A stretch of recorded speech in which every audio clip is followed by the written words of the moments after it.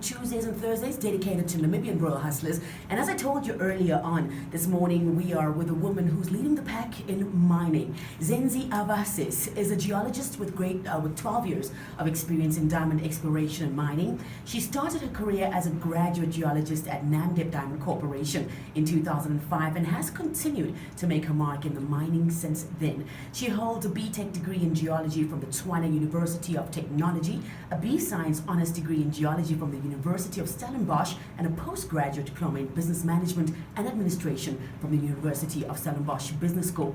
Being particularly passionate about training and mentoring women in mining, she was chosen as the president of the Women in Mining Namibia Association in 2017. In 2020, Zenzi was selected as one of the top 100 global inspirational women in mining, and in 2021, this year, she went even further, making the top 3 list of the Mining Global magazine's global top 10 women in mining. Yes, it's a celebration and a half. Zenzi, thank you so much for joining us. Good morning and welcome back to 99 Good FM. morning, Shay. Wow, what an introduction. No, ma'am, that's all you. That is all you, ma'am. Yeah, I'm still trying to get used to it, but thank you. Yeah. Hi, well, it's great to be back here. Thank you so much for joining us. We're here to learn your story. What's that fire that keeps on burning that's got you to where you are today? But let's start at the beginning. Tell us about your childhood. What kind of child you were, where you were raised and where you were born.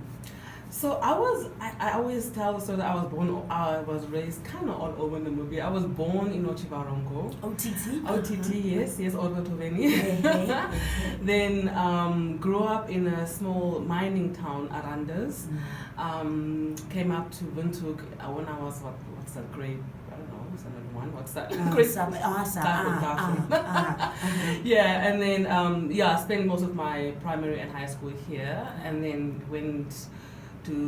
I started my degree here in Namibia at UNAM, and then went off to South Africa to finish my geology degree. Okay, so being all over the land of the brave like that, being exposed to so many different environments, and even a mining town, what kind of dreams did you have, ambitions as a young girl? What were you thinking? So that's actually the weirdest thing. I'd never thought I'll end up in mining.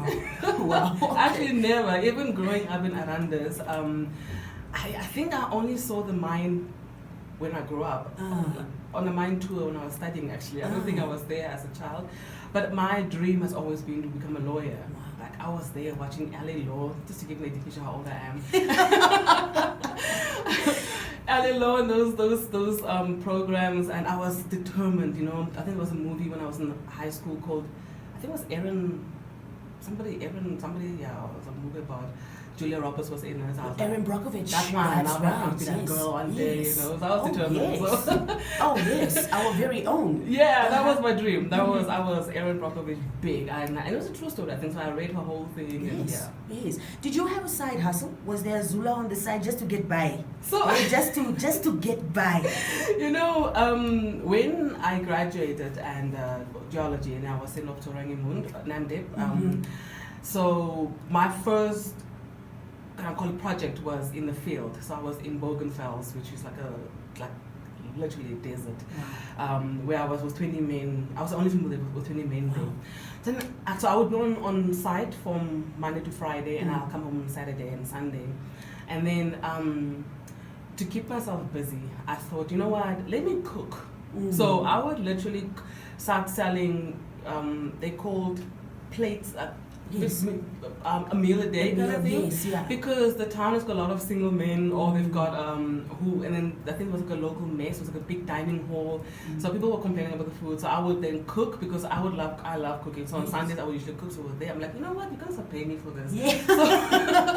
So I would cook even like different kind of plates for the week for guys, and then freeze them, and then they would eat it during the week, and then so I have got my money, and I would even add a little cold drink and like a marble pudding key. That's how that works. No, that one works. Yeah. It became a bit crazy when I was sent up to Ludred, so I stopped it then. Okay. Well, tell us about what motivates you. I mean, finding yourself, like you mentioned, with a group of men out there in the desert doing your field research. What was that thing that kept you going? What was that thing that you promised yourself to say, girl, this is what it is, and you're going to get through it? Visible results. I'm one who, I like to see something tangible and say, hey, I achieved that. So visible results really motivate me. Visible results, which is basically, if I'm part of a great team, then you can achieve those results much quicker as well. So I love seeing something from beginning to the end. And I guess that's why, because geology has got various facets. You can be a production geologist, or you can be a lab geologist, which I would never be, by the way. So because you need to work with people. Yes. But the field I enjoy the most is exploration. Yes. I always go back to it, and then the reason for that is, I guess now with hindsight, is I can take a piece of land, we call it real estate, but geological real estate, from being literally virgin, like it hasn't been touched before, yes, yeah. to see it into production and turn into a full-fledged mine. That's like, it keeps me running. It has kept me running for the past 16 years, by the way, not 12. Oh, okay, 16 years. Yeah. Wow. And taking a look back on those 16 years and saying, I was part of that process. Yeah, man. Like, I love so that. at NAMDEB, I can think of this one that I'm so proud of. It's in the northern part of the NAMDEB concession, Bougainville's extension. Was it site 11, Pocket Beaches at 11 and 12. Man, I was so proud of that thing, because I was there from the drilling phase right until it was a fully fledged mine. I acted there as the site geologist, the senior there. And then there's another one that is still yet to be mined. It's got a massive piece of land lying there with lots of diamonds. We're still trying to figure out, almost 10 years later, how to mine it. Yes. But that is there. And that's the process. That's the process. And 16 years from now, when you look back, that's going to be part of it. Yeah. What have you learned about yourself in years that you have worked in mining, especially considering that it's a male-dominated field, Well, first of all, I never, initially when I came into this field, I never saw it as a male dominated field. I like that phrase. Densely populated by male. Okay, field. can we say when you say dominated, it sounds so like, because already that as a woman, you kind of feel like you're not part of that. So I'm trying to change language here. Please teach us. Please educate so us. I prefer to call them, yes, it is, dominated by men, but let's call it, it's densely populated by men. There's more men than females. Densely populated. Because that gives you a chance. I want to go in there. Yes. Anyway, so I didn't see it as that, because they didn't make me feel as such, but with hindsight, when I look at it now, it has taught me that I can actually achieve a lot more when I want to. I am very tenacious. I am, I'm not as timid as I always thought of myself to be. I'm a whole lot more confident more than what I thought I am. I'm actually a lot more assertive than I am. Because I remember in the beginning part of my career, they would come and ask me, so what's the one thing you want to change? I'll be like, I want to learn to be more assertive and be more confident.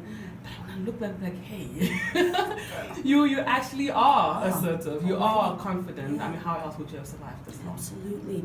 Some of the strides that have been made in making the Namibian mining field more inclusive of more women in the years that you've worked in the sector. Share those with us. Some of the things that you look back and reflect and say, we've really pushed that one. Yes. Yeah, I mean, so when we started the Women in Mining Association of Namibia, but I think we're gonna celebrate our 4th year now in November.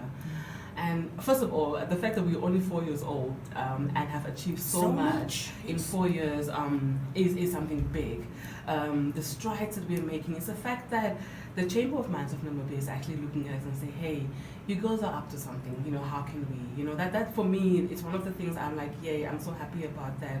One of the things that I was, and I'm saying because I'm the one with the speech, but through the association, one of the things that we put forward as was just to bring awareness to the fact that, guys, diversity does not mean that we have reached equality. Yes. The fact that you're seeing more females in the mining industry does not mean that we've achieved equality or that we are reaping the true benefits of what diversity is supposed to be.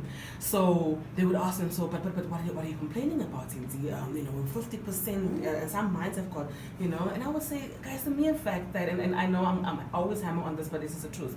The mere fact that we are on site, yet we are wearing the same outfits as men do. Yes. And there's nothing that, I must please reiterate here, I'm not looking for a pink outfit, but I'm looking for a comfortable outfit that's made for women, our hips are a little bit wider than men are.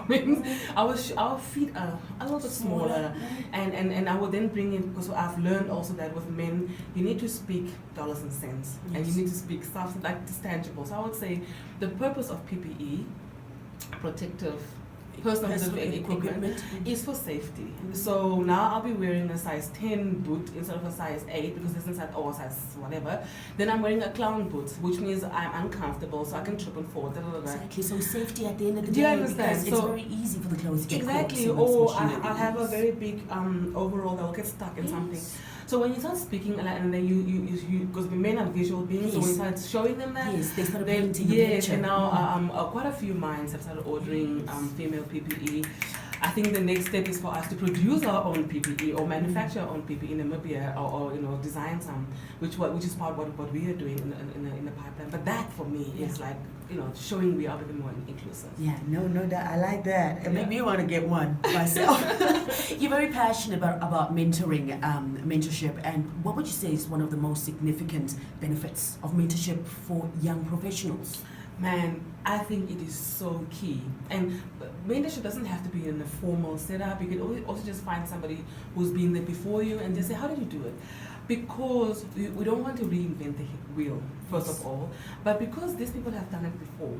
Sometimes, especially, and I love working with young people. The young people, the millennials, they will be like, listen, I am vandaag, I want it today, and they be like, I've got this degree, but they're always forgetting that you need to crawl before you run. So crawl, walk, and then run, and they want to just come, they're born today and they want to start running. So I love to just pull them back a little bit and just remind and them say, that hi guys. So I've done that as well, but let's just try and do it this way. But a structured mentorship program is even more commendable, and much more commendable is one that's reciprocal.